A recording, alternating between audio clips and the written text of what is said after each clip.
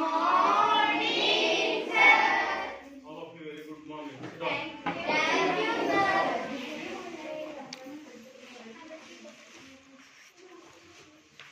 ವಿದ್ಯಾರ್ಥಿಗಳೇ, ಈ ದಿನ ನಾವು ಸಮಾಜ ವಿಜ್ಞಾನದಲ್ಲಿ ಅದರಲ್ಲೂ ಸಮಾಜ ಶಾಸ್ತ್ರಕ್ಕೆ ಸಂಬಂಧಿಸಿದಂತಹ ಘಟಕವಾದಂತಹ ಮಾನವರು ಮತ್ತು ಭಾಷೆ ಈ ಒಂದು ಅಂಶದ ಬಗ್ಗೆ ನಾವು ಈ ದಿನ ತಿಳ್ಕೊಳ್ಳೋಣ. ಈಗಾಗಲೇ ನಿಮಗೆ ಇತಿಹಾಸವನ್ನು ನಾವು ಅಧ್ಯಯನ ಮಾಡಿದ್ದೀವಿ. ಪ್ರಾಗಿತಿಹಾಸ ಕಾಲ, ಇತಿಹಾಸ ಅಂದ್ರೇನು, ಇತಿಹಾಸ ಪೂರ್ವ ಕಾಲದಲ್ಲಿ ಮಾನವ ಯಾವ ರೀತಿ ತನ್ನ ಜೀವನವನ್ನ ಮಾಡ್ತಾ ಇದ್ದ,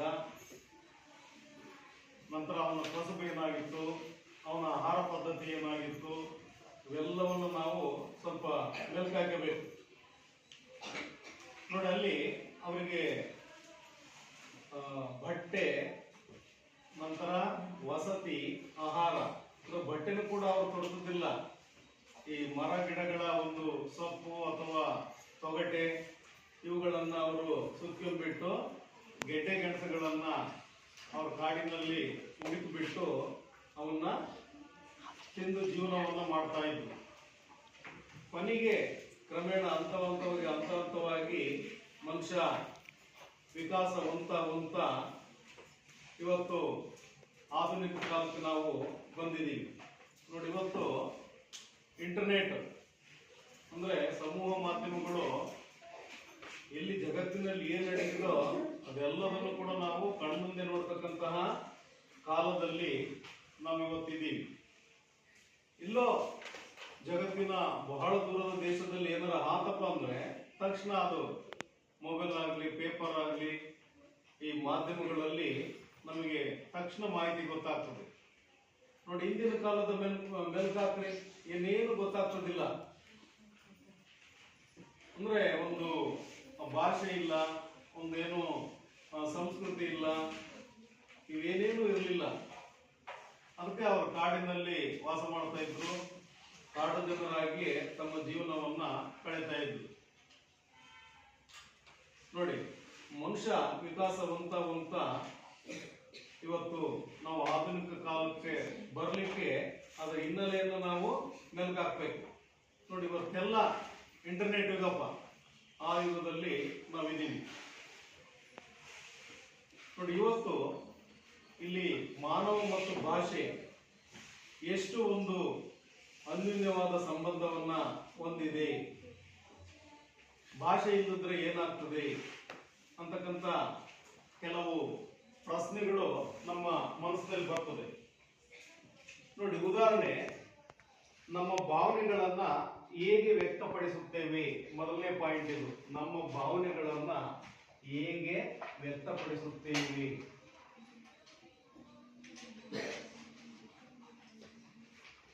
ಭಾವನೆಗಳನ್ನ ಹೇಗೆ ವ್ಯಕ್ತಪಡಿಸುತ್ತೇವೆ.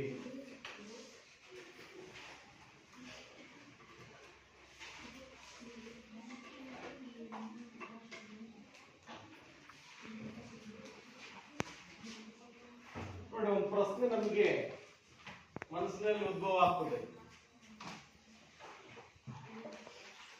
ಈಗ ಭಾಷೆನೇ ಇಲ್ಲಪ್ಪ, ನಿನ್ನ ಭಾವನೆಗಳನ್ನ ನೀನು ಹೇಗೆ ಬೇರೆಯವರ ಜೊತೆಗೆ ಹಂಚ್ಕೊಳ್ತೀಯ? ದೈಹಿಕ ಸಂಜ್ಞೆಯ ಮೂಲಕವಾಗಿ ಮತ್ತು ಆಂಗಿಕ ಭಾಷೆ ಮೂಲಕ. ಏನೇನು ಭಾವನೆಯನ್ನ ನೀನು ಆಂಗಿಕ ಭಾಷೆ ಮೂಲಕ ಹೇಳ್ತೀರಾ?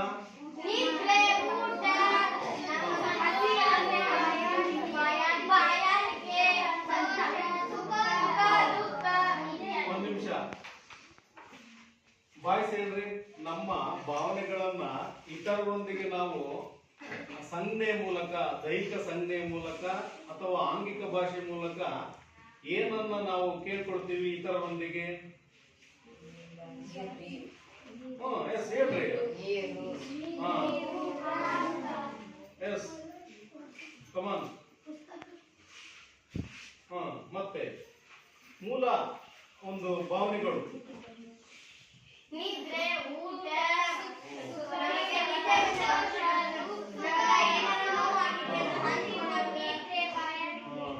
Yes very good.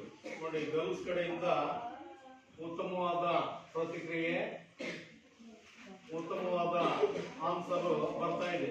ನೀವು ಸ್ವಲ್ಪ ಈಗ ಎಚ್ಚೆತ್ಕೊಳ್ತಾ ಇದ್ದೀರಾ. ಅಂದ್ರೆ ನಮ್ಮ ಭಾವನೆಗಳನ್ನ ಹೆಂಗಪ್ಪ ನಾವು ವ್ಯಕ್ತಪಡಿಸ್ತೀವಿ ಅಂದ್ರೆ ದೈಹಿಕ ಸಂಜ್ಞೆಯ ಮೂಲಕ ಅಥವಾ ಆಂಗಿಕ ಭಾಷೆಯ ಮೂಲಕ ನಾವು ಕೇಳ್ಕೊಳ್ತೀವಿ. ಏನೇನು?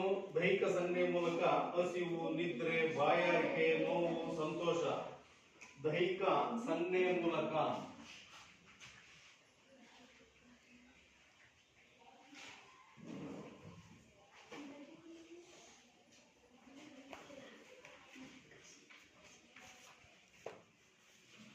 ಏನೇನು ಭಾವನೆಗಳನ್ನು ವ್ಯಕ್ತಪಡಿಸ್ತೀವಿ? ಹಸಿವು, ಹಸಿವು, ಬಾಯಾರಿಕೆ, ಸಂತೋಷ, ದುಃಖ, ಬಾಯಾರಿಕೆ, ನೋವು, ಸಂತೋಷ, ಇತ್ಯಾದಿ ಅನ್ನೋದು. ನೋಡಿ, ಇವೆಲ್ಲವನ್ನು ಕೂಡ ಇನ್ನೂ ಇದಾವೆ.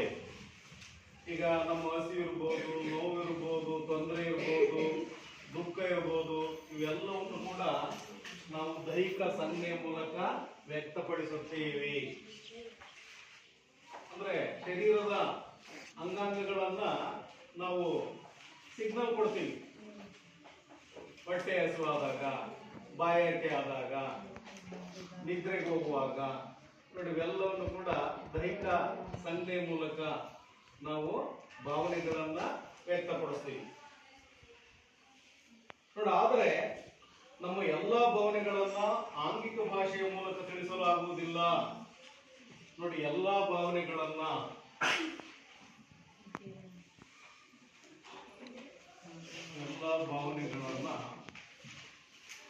ಆಂಗಿಕ ಭಾಷೆಯ ಮೂಲಕ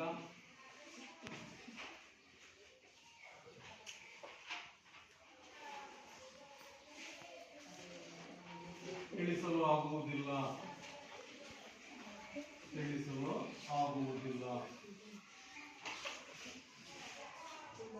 ಹೌದಾನೆ? ಅಂಗಾಂಗಗಳಿಂದ ಆಂಗಿಕ ಭಾಷೆ ಅಂದ್ರೆ ನಾವು ದೈಹಿಕ ಸಂಜ್ಞೆ ಅಥವಾ ಆಂಗಿಕ ಭಾಷೆಯಿಂದ ನಮ್ಮ ಎಲ್ಲಾ ಭಾವನೆಗಳನ್ನು ನಾವು ತಿಳಿಸ್ಲಿಕ್ಕಾಗೋದಿಲ್ಲ. ಆಗುತ್ತೇನ್ರ? ಆಗೋದಿಲ್ಲ, ಕಷ್ಟ ಆಗ್ತದೆ. ಬೇರೆ ಬೇರೆ ವಿಷಯಗಳನ್ನ ನಾವು ಇತರರೊಂದಿಗೆ ಹಂಚಿಕೊಳ್ಳಿಕ್ಕೆ ಆಗೋದಿಲ್ಲ. ಬರೀ ಅಂಗಾಂಗಗಳ ಮೂಲಕವಾಗಿ, ಆಂಗಿಕ ಭಾಷೆಯ ಮೂಲಕವಾಗಿ. ನೋಡಿ, ಹಾಗಾಗಿ ನಾವು ಅಂತಹ ಸಂದರ್ಭದಲ್ಲಿ ನಮಗೆ ಏನ್ ಬೇಕಾಗುತ್ತೆ? Very good. ಅಂತಹ ಸಂದರ್ಭದಲ್ಲಿ ಏನಪ್ಪ ಅಗತ್ಯ? ಭಾಷೆ ಅಗತ್ಯ.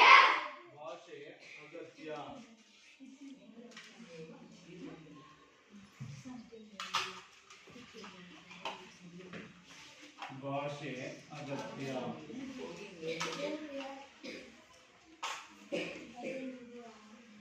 ನೋಡಿ, ಅಲ್ಲಿ ಭಾಷೆ ಎಷ್ಟು ಪ್ರಮುಖವಾದುದು ಅನ್ನೋದು ನಮ್ಮೆಲ್ಲರಿಗೂ ಕೂಡ ಗೊತ್ತಿದೆ. ಈಗ ಭಾಷೆ ಇಲ್ಲದ್ರೆ ಏನೇನು ಸಮಸ್ಯೆಗಳು ಉಂಟಾಗ್ತದೆ, ತೊಂದರೆಗಳು ಉಂಟಾಗ್ತದೆ ಅನ್ನೋದು ಕೂಡ ನಮಗೆ ಮನವರಿಕೆ ಆಗಿದೆ. ಸೊ ಹಾಗಾಗಿ ನಮ್ಮೆಲ್ಲ ಭಾವನೆಗಳನ್ನ ಆಂಗಿಕ ಭಾಷೆಯ ಮೂಲಕ ತಿಳಿಸಲು ಆಗುವುದಿಲ್ಲ. ಹಾಗಾಗಿ ನಮಗೆ ಮುಖ್ಯವಾಗಿ ಏನು ಅಗತ್ಯವಾಗಿ ಬೇಕು? ಭಾಷೆ ಅಗತ್ಯವಾಗಿ ಬೇಕಾಗ್ತದೆ. ನಂತರ ನಾವು ಮಾತನಾಡತಕ್ಕಂಥ ಸಂದರ್ಭದಲ್ಲಿ ನೆಕ್ಸ್ಟ್ ಅಂಶಕ್ಕೆ ಬರೋಣ. ನಾವು ಮಾತನಾಡುವ ಸಂದರ್ಭದಲ್ಲಿ ಅಪ್ಪ, ಅಮ್ಮ, ಅಣ್ಣ, ಅಕ್ಕ, ನೋಡಿ ಅಲ್ಲಿ ಮಾತನಾಡುವ ಸಂದರ್ಭದಲ್ಲಿ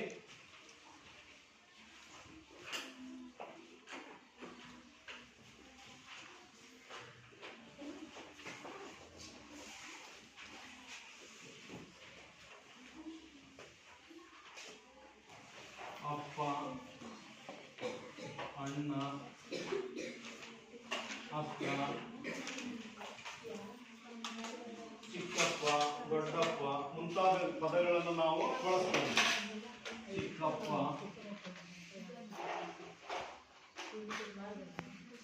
ದೊಡ್ಡಪ್ಪ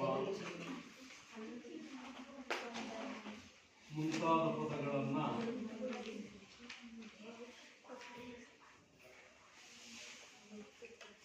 ಬಳಸುತ್ತೇವೆ.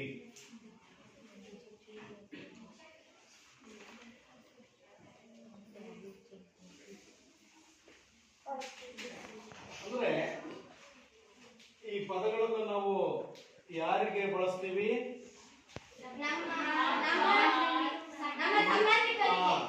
ಹಿರಿಯರಿಗೆ, ಸಂಬಂಧಿಕರಿಗೆ ಕೂಡ ಹೌದು, ಬಟ್ ಹಿರಿಯರಿಗೆ, ನಮಗಿನ್ನು ದೊಡ್ಡವರಿಗೆ ಈ ಪದಗಳನ್ನ ಬಳಸ್ತೀವಿ.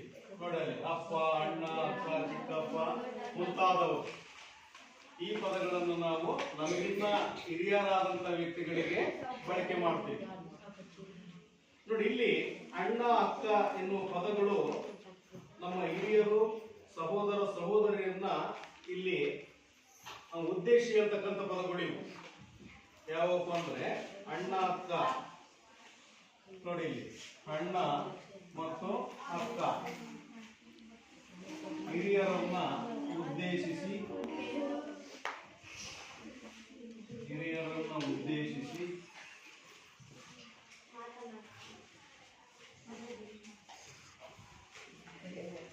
ಹೇಳುವುದು. ನಮಗಿನ್ನ ಹಿರಿಯ ವ್ಯಕ್ತಿಗಳಿಗೆ ನಾವು ಈ ಪದಗಳನ್ನ ಬಳಸ್ತೀವಿ. ಅಂದ್ರೆ ಅವರಿಗೆ ಒಂದು ರೀತಿ ಗೌರವವನ್ನ ಕೊಡ್ತಕ್ಕಂಥದ್ದು ಹಿರಿಯರಿಗೆ. ನೋಡಿ ಇಲ್ಲಿ ನಿರ್ದಿಷ್ಟವಾಗಿ ಸಂಬಂಧ ಮತ್ತು ಭಾವನೆಗಳನ್ನು ಅರ್ಥ ಮಾಡಿಕೊಳ್ಳಲು ನಿರ್ದಿಷ್ಟವಾಗಿ ಸಂಬಂಧ ಮತ್ತು ಭಾವನೆಗಳನ್ನು ಅರ್ಥ ಮಾಡಿಕೊಳ್ಳಲು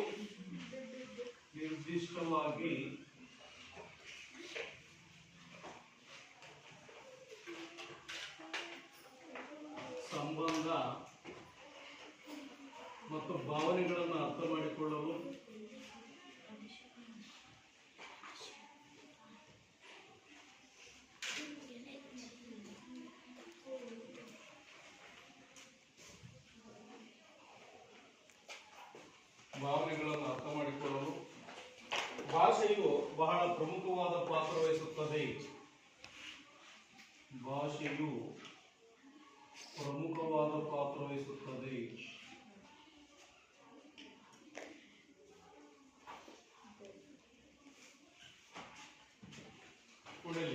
ನಿರ್ದಿಷ್ಟವಾಗಿ ಸಂಬಂಧ, ಸಹೋದರ ಸಹೋದರಿ, ಹಿರಿಯರಿಗೆ ನಾವು ಏನು ಹೇಳ್ತೀವೋ ಅವರಿಗೆ ಗೌರವಿಸ್ಕರಿತೀವೋ, ಹಾಗಾಗಿ ನಿರ್ದಿಷ್ಟವಾಗಿ ಸಂಬಂಧ ಮತ್ತು ಭಾವನೆಗಳನ್ನು ಅರ್ಥ ಮಾಡಿಕೊಳ್ಳಲು ಭಾಷೆ ಪ್ರಮುಖವಾದ ಪಾತ್ರವನ್ನು ವಹಿಸುತ್ತದೆ. ಅಂದ್ರೆ ನಿರ್ದಿಷ್ಟ ಅಂದ್ರೆ ಸ್ಪೆಸಿಫಿಕ್ ಆಗಿ, ನಿರ್ದಿಷ್ಟ ನೋಡಲಿ, ನಿರ್ದಿಷ್ಟವಾಗಿ ಸಂಬಂಧ ಮತ್ತು ಭಾವನೆಗಳನ್ನು ಅರ್ಥ ಮಾಡಿಕೊಳ್ಳಲು ಯಾವುದು ಪ್ರಮುಖ ಪಾತ್ರ ವಹಿಸುತ್ತೆ? ನೋಡಿ ಭಾಷೆ. ನೋಡಿ ನಂತರ ನಾವು ಮುಂದಿನ ಸ್ಟೆಪ್ಗೆ ಹೋಗೋಣ. ಇಲ್ಲಿ ಮನುಷ್ಯನಿಗೆ ಇಲ್ಲಿ ಭಾಷೆ ಇದೆ, ಆದ್ರೆ ಪ್ರಾಣಿಗಳಿಗೆ ಭಾಷೆ ಇದೆಯಾ? ನೋಡಿ, ಮನುಷ್ಯನಿಗೆ ಭಾಷೆ ಇದೆ, ಆದರೆ ಪ್ರಾಣಿಗಳಿಗೆ ಭಾಷೆ ಇಲ್ಲ. ಮನುಷ್ಯನಿಗೆ ಭಾಷೆ ಇದೆ, ಪ್ರಾಣಿಗಳಿಗೆ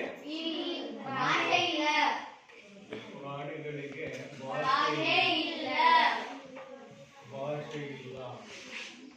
ನೋಡಿ ಇಲ್ಲಿ ಡಿಫರೆನ್ಸ್ ಅಲ್ಲಿ ಮನುಷ್ಯನಿಗೂ ಮತ್ತು ಪ್ರಾಣಿಗಳಿಗೂ ಇರತಕ್ಕಂಥ ವ್ಯತ್ಯಾಸ ಏನಪ್ಪಾ ಅಂದ್ರೆ, ನಮಗೆ ಭಾಷೆ ಇದೆ, ಪ್ರಾಣಿಗಳಿಗೆ ಭಾಷೆ ಇಲ್ಲ. ನಮಗೆ ಮೇಲ್ನೋಟಕ್ಕೆ ಗೊತ್ತಾಗುತ್ತೆ difference between animal and man. ಈಗ ಪ್ರಾಣಿಗಳು ಮಾತನಾಡೋದಿಲ್ಲ, ಅವು ತಮ್ಮದೇ ಆದ ಆಂಗಿಕ ಭಾಷೆಗಳ ಮೂಲಕ ಮಾತಾಡ್ತಾವೆ. ಆದ್ರೆ ನಾವ್ ಮಾತಾಡ್ದಂಗೆ ಮಾತಾಡೋದಿಲ್ಲ.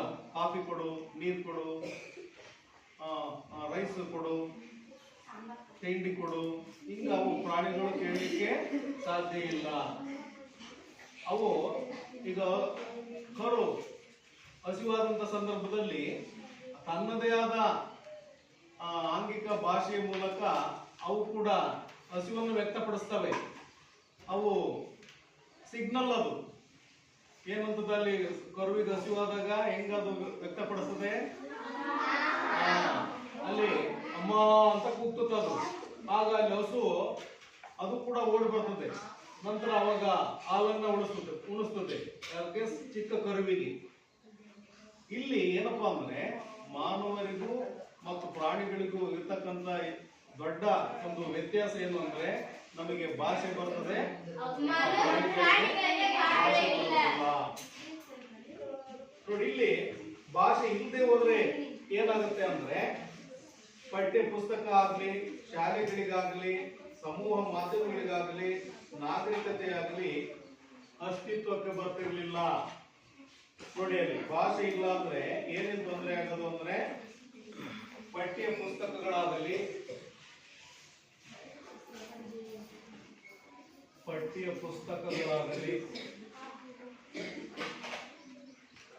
ನಂತರ ಸಮೂಹ ಮಾಧ್ಯಮಗಳಾಗಲಿ,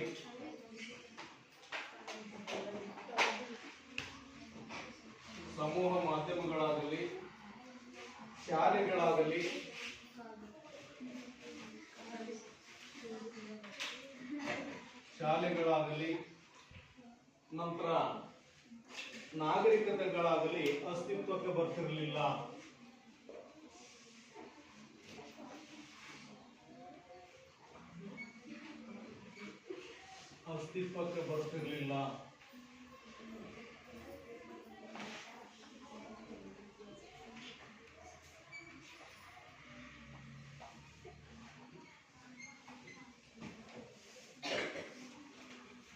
ನೋಡಿ ಭಾಷೆ ಇಲ್ಲಪ್ಪ ಅಂದ್ರೆ ಇವಷ್ಟು ಕೂಡ ಅಸ್ತಿತ್ವಕ್ಕೆ ಬರ್ತಿರ್ಲಿಲ್ಲ. ಯಾವ್ಯಾವು ಪಠ್ಯ ಪುಸ್ತಕ,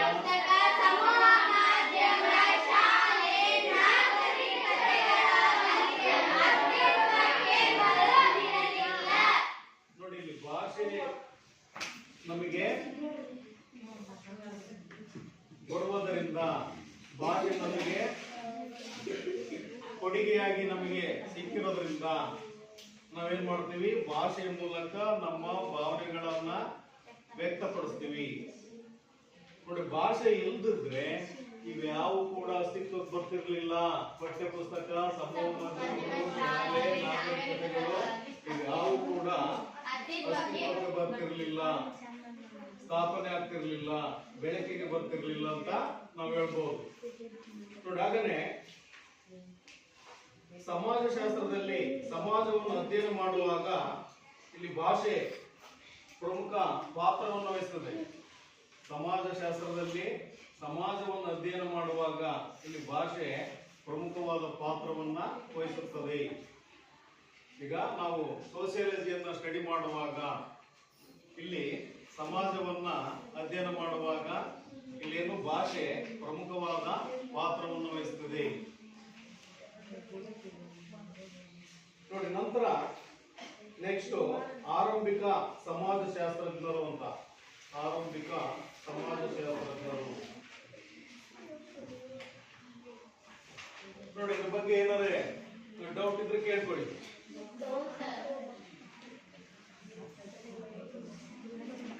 ಆರಂಭಿಕ ಸಮಾಜಶಾಸ್ತ್ರಜ್ಞರು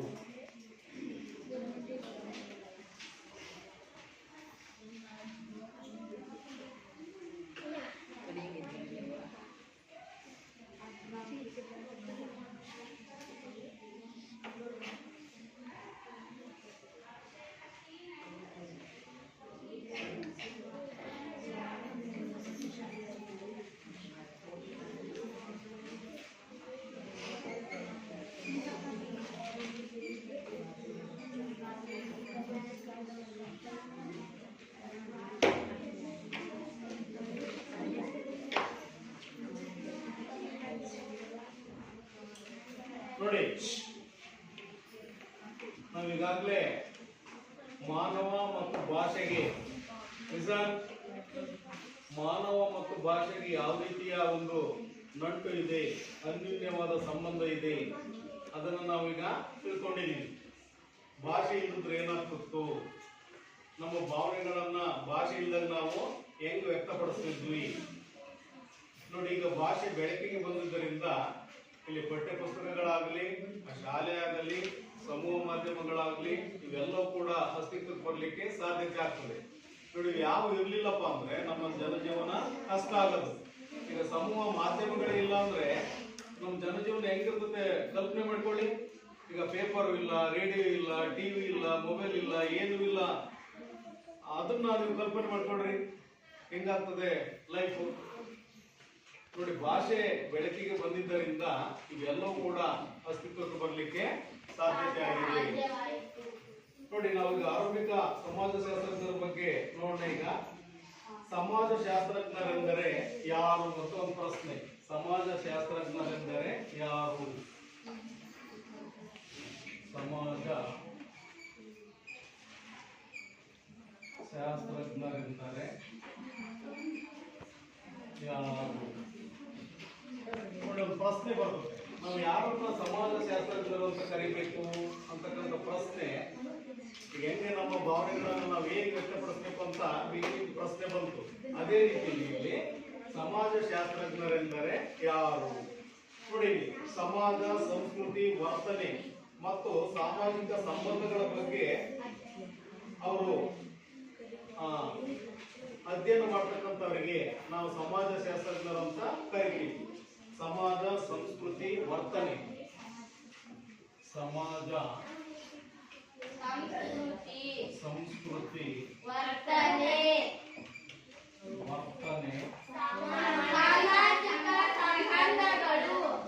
ಸಾಮಾಜಿಕ ಸಂಬಂಧಗಳು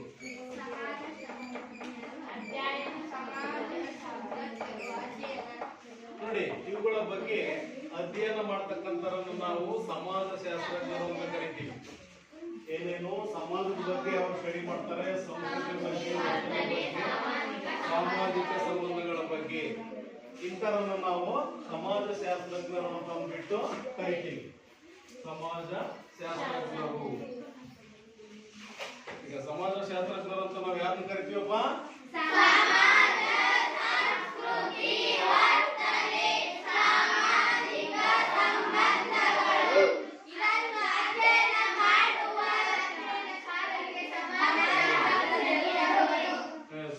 ನೋಡಿ, ಇಲ್ಲಿ ನಾವು ನೆಕ್ಸ್ಟ್ ಅವ್ರು ಯಾರ್ಯಾರು ಅನ್ನೋದನ್ನ ತಿಳ್ಕೊಳ್ಳೋಣ. ಯಾರ್ಯಾರು ಸಮಾಜಶಾಸ್ತ್ರಜ್ಞರು? ಆಗಸ್ಟ್ ಕಾಂಟೆ ಅಂತ ತಿಳ್ಕೊಳ್ಳಿ. August Conte.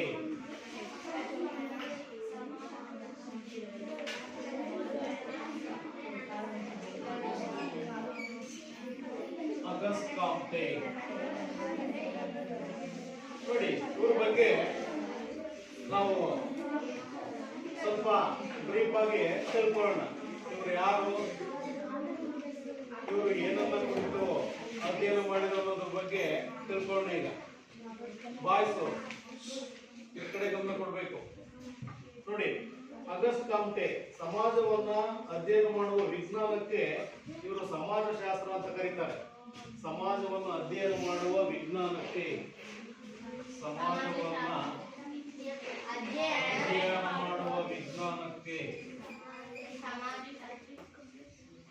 ಮಾಡುವ ವಿಜ್ಞಾನಕ್ಕೆ, ಏನಂತ ಕರೆದ್ರು? ಸಮಾಜಶಾಸ್ತ್ರ.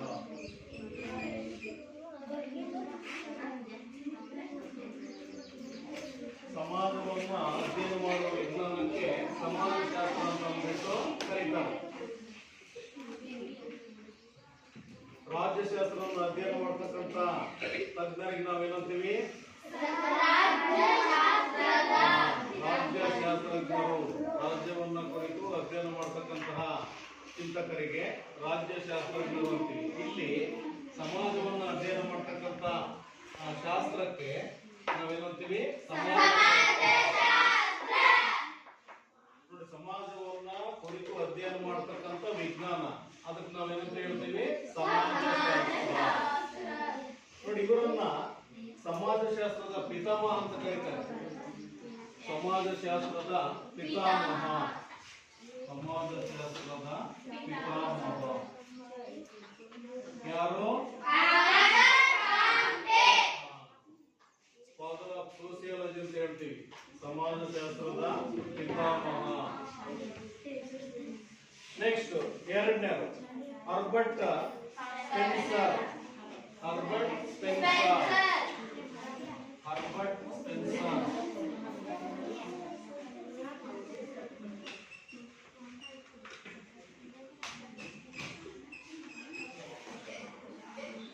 Herbert Spencer.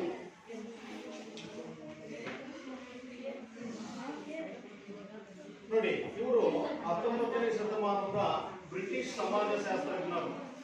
19ನೇ ಶತಮಾನದಲ್ಲಿ ಬರ್ತಕ್ಕಂತಹ ಬ್ರಿಟಿಷ್ ಸಮಾಜಶಾಸ್ತ್ರಜ್ಞರು. ಬ್ರಿಟಿಷ್ ಸಮಾಜಶಾಸ್ತ್ರಜ್ಞರು.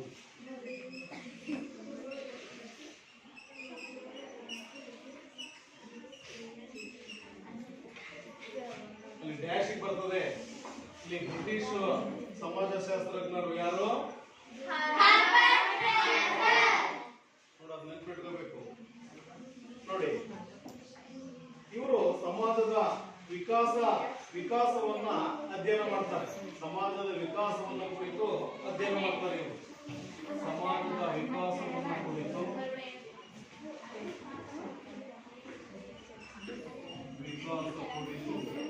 ಅಧ್ಯಯನ ಮಾಡಿದರು.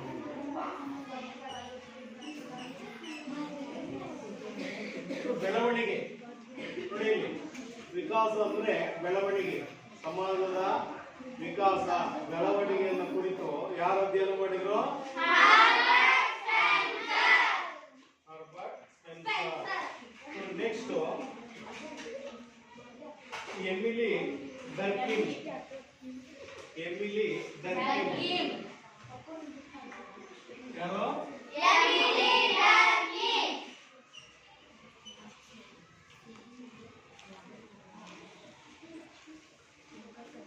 Emily Durkheim. ನೋಡಿ, ಇವರು ಬ್ರಾಕೆಟ್ ಬರ್ಕೊಂಡ್ರಿ, ಫ್ರಾನ್ಸ್ ದೇಶದವರು.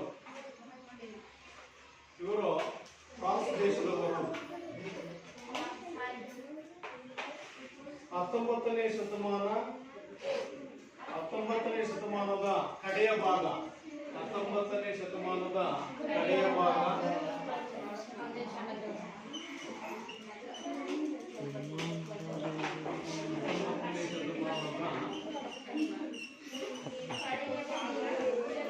ಮತ್ತು 20ನೇ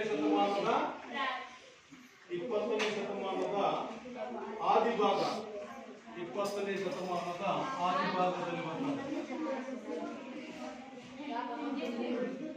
20ನೇ ಶತಮಾನದ ಆದಿಭಾಗದಲ್ಲಿ ಯಾರು? ಎಮಿಲಿ ಬರ್ತಾರೆ.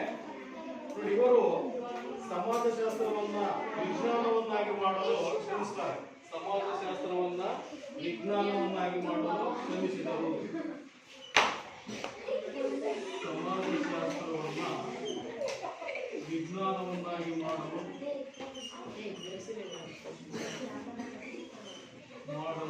ಶ್ರಮಿಸಿದರು.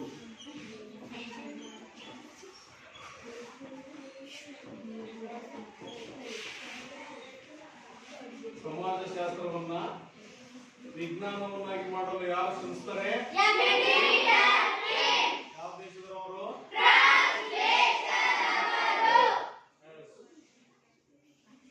ನೋಡಿ, ನಂತರ ಮ್ಯಾಕ್ಸ್ ವೆಬರ್, ಇವರು ಜರ್ಮನಿಯವರು. ಮ್ಯಾಕ್ಸ್ ವೆಬರ್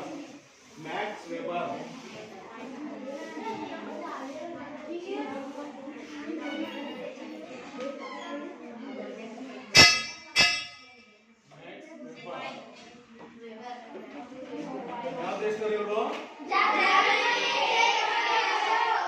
ನೋಡಿ, ಇವರು ಅರ್ಥಶಾಸ್ತ್ರ, ತತ್ವಶಾಸ್ತ್ರ, ಇತಿಹಾಸಗಳಲ್ಲಿ ಹೆಚ್ಚು ಪಾಂಡಿತ್ಯವನ್ನು ಹೊಂದಿರ್ತಾರೆ. ಯಾವ ವಿಷಯದಲ್ಲಿ?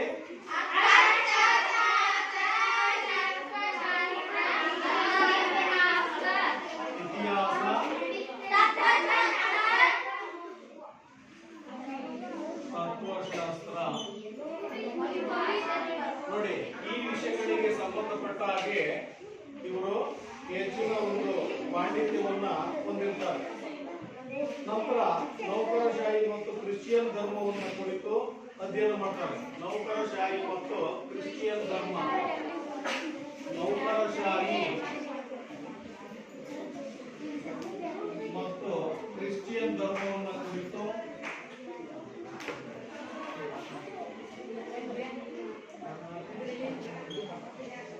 ನೌಕರಶಾಹಿ ಮತ್ತು ಕ್ರಿಶ್ಚಿಯನ್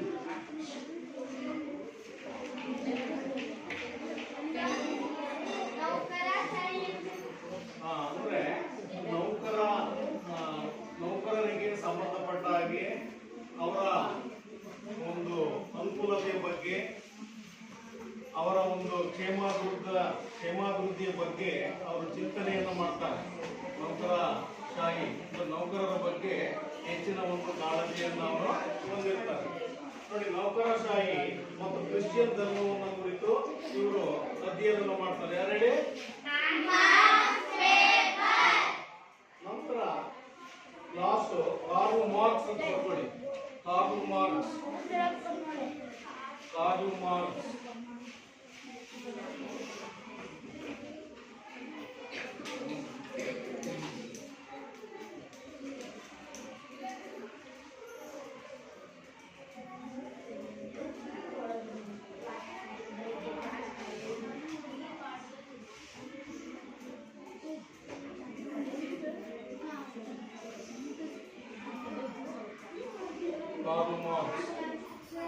ಬ್ರಾಕೆಟ್ ಅಲ್ಲಿ ಬರ್ಕೊಳ್ಳಿ, ಜರ್ಮನಿ ಅಂತ.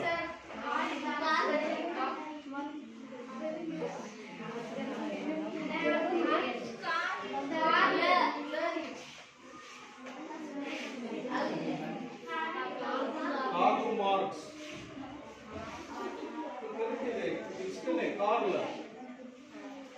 Marks confusion. ನೋಡಿ, ಇವರು ಬರ್ಕೊಳ್ಳಿ ಬ್ರಾಕೆಟ್ ಅಲ್ಲಿ. ಜರ್ಮನಿ ದೇಶದವರು. ಯಾವ ದೇಶದವರು ಇವರು? ನೋಡಿ, ಇವರು ಇತಿಹಾಸ, ಅರ್ಥಶಾಸ್ತ್ರ, ತತ್ವಶಾಸ್ತ್ರ ಬರ್ಕೊಳ್ಳಿ. ಇವರು ಇತಿಹಾಸ,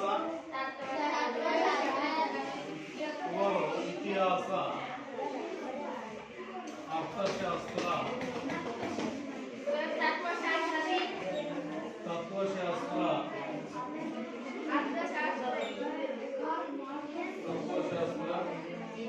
ಮತ್ತು ಕ್ರಿಶ್ಚಿಯನ್ ರಿಲಿಜಿಯನ್, ಕ್ರಿಶ್ಚಿಯನ್ ಧರ್ಮಶಾಸ್ತ್ರಗಳಲ್ಲಿ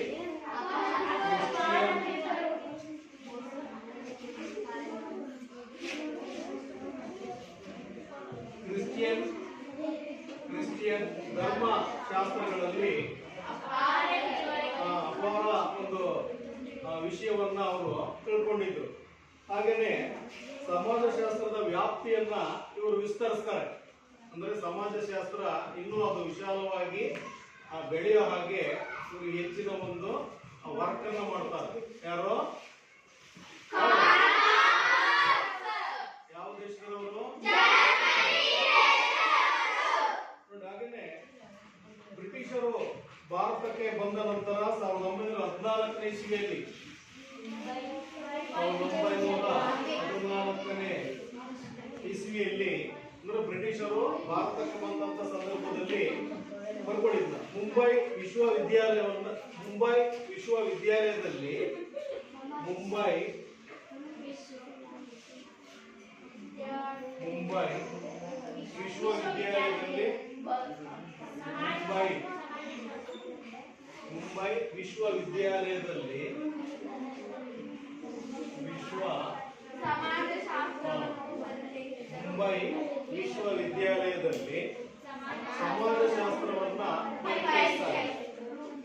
ಸಮಾಜಶಾಸ್ತ್ರವನ್ನ ಪರಿಚಯಿಸಿದರು.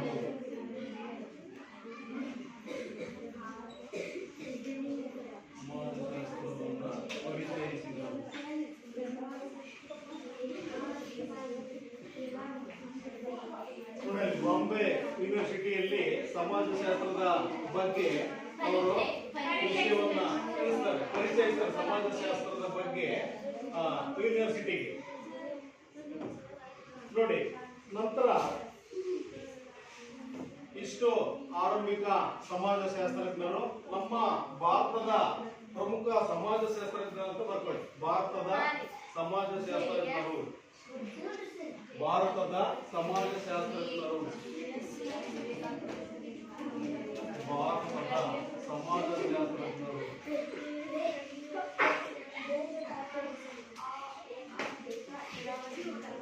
ಅವ್ರು ಯಾರಂತ ಬರ್ಕೊಳ್ಳಿ. ನಮ್ಮ ದೇಶದ ಸಮಾಜಶಾಸ್ತ್ರಜ್ಞರು.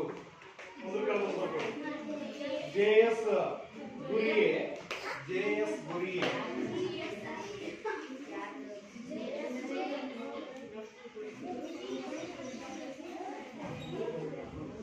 ಗುರಿಯೆ. ಎಂ.ಎನ್. ಶ್ರೀನಿವಾಸ್. ಬರ್ಕೊಳ್ಳಿ, ಹೆಸರು ಬರ್ಕೊಳ್ಳಿ. ಎಂ.ಎನ್. ಶ್ರೀನಿವಾಸ್. ಎಂ.ಎನ್. ಶ್ರೀನಿವಾಸ್. ಶ್ರೀನಿವಾಸ್ ಹತ್ರ KR. Desai. KR. Desai.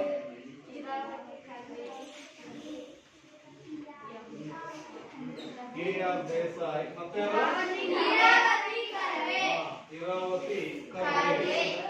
Iravati Karve. Iravati Karve. SC. Dubey. SC. Dubey. ನೋಡಿ, ಇಲ್ಲಿ ಕೇಳ್ತಾರೆ 2 ಮಾರ್ಕ್ಸ್ಗೆ ಭಾರತದ ಸಮಾಜಶಾಸ್ತ್ರಜ್ಞರನ್ನ ಹೆಸರಿಸಿ ಅಂದಾಗ ಇವರೆಲ್ಲ ಹೆಸರನ್ನ ಬರಿಬೇಕು. ಮತ್ತು ಬೇರೆ ಬೇರೆ ಈಗ ಫ್ರಾನ್ಸ್ನವ್ರು ಯಾರು, ಜರ್ಮನಿಯವ್ರು ಯಾರು ಗೊತ್ತಾಯ್ತಾ, ಮತ್ತು ಬ್ರಿಟನ್ನವ್ರು ಯಾರು ಯಾರು ಸಮಾಜಶಾಸ್ತ್ರಜ್ಞರು, ಅವೆಲ್ಲ ಕರೆಕ್ಟ್ ಆಗಿ ನೆನ್ಪಿಟ್ಕೊಳ್ಬೇಕು. ನೋಡೋಣ. ನೆಕ್ಸ್ಟ್ ಪ್ರಶ್ನಾವಳಿ ನೋಡೋಣ. ನಾನೇನು ಇವತ್ತು ಹೆಚ್ಚಿಗೆ ಹೇಳಿಲ್ಲ. ಏನಪ್ಪಾ ಅಂದ್ರೆ ಫಸ್ಟ್ ಮಾನವ ಮತ್ತು ಭಾಷೆ, ಎರಡನೇದು ಆರಂಭಿಕ ಭಾರತೀಯ ಸಮಾಜಶಾಸ್ತ್ರಜ್ಞರ ಬಗ್ಗೆ ನೋಡೋಣ. ಈಗ ಸಿಂಪಲ್ ಆಗಿ ಒಂದು 4-5 ಪ್ರಶ್ನೆಗಳನ್ನ ಕೇಳ್ತೀನಿ. ಯಾರು ಹೇಳ್ತೀರಾ?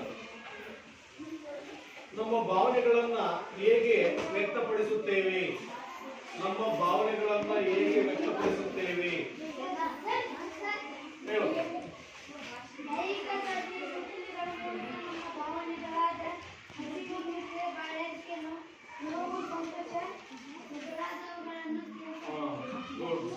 ನೋಡಿ, ಈ ರೀತಿ ನಾವು ದೈಹಿಕ ಸಂಜ್ಞೆ ಮೂಲಕ ಭಾವನೆಗಳನ್ನು ನಾವು ವ್ಯಕ್ತಪಡಿಸ್ತೀವಿ. ಎರಡನೇ ಪ್ರಶ್ನೆ, ಭಾಷೆಯು ನಮಗೆ ಏಕೆ ಮುಖ್ಯ? ಭಾಷೆಯು ನಮಗೆ ಏಕೆ ಮುಖ್ಯ?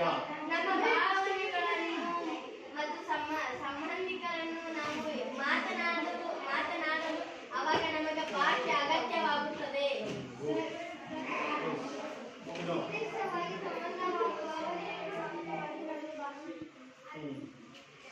ನಿರ್ದಿಷ್ಟವಾಗಿ ಸಂಬಂಧ ಮತ್ತು ಭಾವನೆಗಳನ್ನು ಅರ್ಥ ಮಾಡಿಕೊಳ್ಳಲು ಭಾಷೆ ಮುಖ್ಯವಾದ ಪಾತ್ರ. ನೆಕ್ಸ್ಟ್ ಪ್ರಶ್ನೆ, ಮಾನವನಿಗೂ ಪ್ರಾಣಿಗಳಿಗಿರುವ ಮುಖ್ಯ ವ್ಯತ್ಯಾಸವೇನು? ಮಾನವನು ಮತ್ತು ಪ್ರಾಣಿಗಳಿಗಿರತಕ್ಕಂಥ ಮುಖ್ಯ ವ್ಯತ್ಯಾಸವೇನು? ಮನುಷ್ಯನಿಗೆ ಭಾಷೆ ಇದೆ, ಪ್ರಾಣಿಗಳಿಗೆ ಭಾಷೆ ಇಲ್ಲ. Very good. ಮನುಷ್ಯನಿಗೆ ಭಾಷೆ ಇದೆ, ಪ್ರಾಣಿಗಳಿಗೆ ಭಾಷೆ ಇಲ್ಲ. ನೆಕ್ಸ್ಟ್, ಭಾಷೆ ಇಲ್ಲದಿದ್ದರೆ ಏನಾಗುತ್ತಿತ್ತು? ಭಾಷೆ ಇಲ್ಲದಿದ್ದರೆ ಏನಾಗುತ್ತಿತ್ತು? ಹುಡುಗರು, ಭಾಷೆ ಇಲ್ಲದಿದ್ದರೆ ಏನಾಗುತ್ತಿತ್ತು? ನಮಗೆ ಯಾವ್ಯಾವಗಳ ಬಗ್ಗೆ ಮಾಹಿತಿ ಗೊತ್ತಾಗ್ತಿರ್ಲಿಲ್ಲ. ಹೇಳ್ತೀನಪ್ಪ, ಭಾಷೆ ಇಲ್ಲದೆ ಇದ್ದರೆ ನಮ್ಗೆ ಏನಾಗ್ತಾ ಇತ್ತು? ಏನು ಅನಾನುಕೂಲ ಆಗ್ತಾ ಇತ್ತು? ಪಠ್ಯಪುಸ್ತಕವಾಗಲಿ, ಸಮೂಹ ಮಾಧ್ಯಮವಾಗಲಿ, ಶಾಲೆ ನಾಗರಿಕತೆಗಳಾಗಲಿ ಅಸ್ತಿತ್ವಕ್ಕೆ ಬರದಿರಲಿಲ್ಲ. Very good. ಸಮೂಹ ಮಾಧ್ಯಮಗಳಾಗಲಿ, ಪಠ್ಯಪುಸ್ತಕವಾಗಲಿ, ನಾಗರಿಕತೆ ಆಗಲಿ ಯಾವ ಕೂಡ ನಮಗೆ ಅಸ್ತಿತ್ವಪಟ್ಟಿರಲಿಲ್ಲ. ನೋಡಿ, ಭಾಷೆ ಇರೋದ್ರಿಂದ ಇವೆಲ್ಲ ಬೆಳವಣಿಗೆ ಆದವು. ಸಮೂಹ ಮಾಧ್ಯಮಗಳು, ಶಾಲೆ, ನಾಗರಿಕತೆ ಇವೆಲ್ಲ ಕೂಡ. Very good.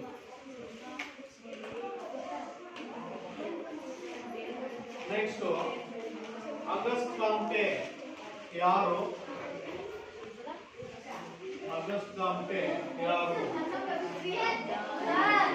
ಆಗಸ್ಟ್ ಕಾಂಟೆ ಇತಿಹಾಸದ ಪಿತಾಮಹ. ಆಗಸ್ಟ್ ಕಾಮ್ಟೆ ಯಾರು?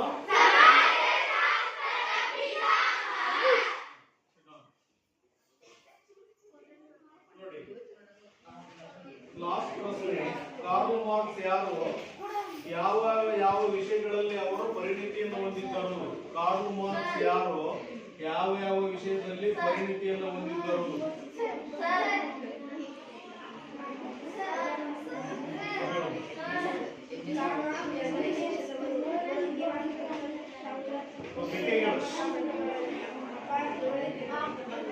ಡಿಟೇಲ್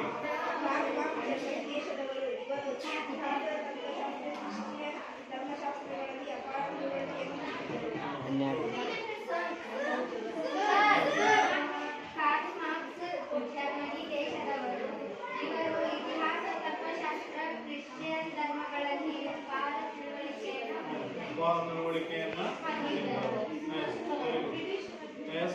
ನೋಡಿ, ಟುಡೇ ಕ್ಲಾಸ್ ಎಂಡ್ ಆಗ್ತಾ ಇದೆ. ನಾವು ನೆಕ್ಸ್ಟ್ ಡೇ ಕಂಟಿನ್ಯೂ ಮಾಡೋಣ.